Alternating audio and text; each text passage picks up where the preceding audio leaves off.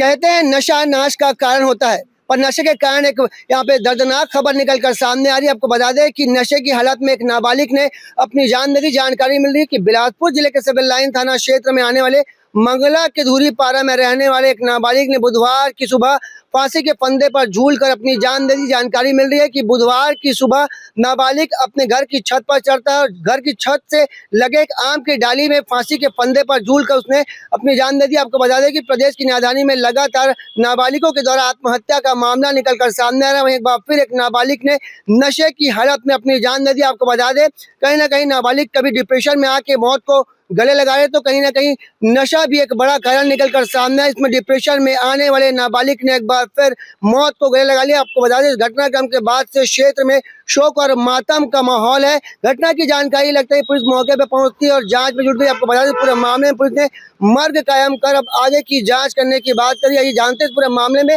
Civil line TI Sumat Ram Sahu का क्या कुछ कहना है।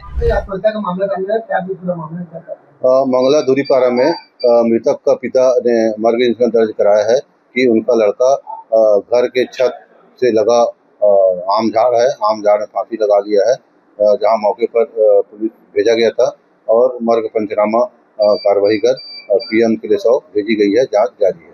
तो किस वजह से आत्महत्या की जानकारी कारण तो स्पष्ट नहीं हो रहा है। उनका पिताजी का कहना था कि ये नशा वगैरह करता था और घर से भी कभी कभी बाहर ज्यादा रहता था।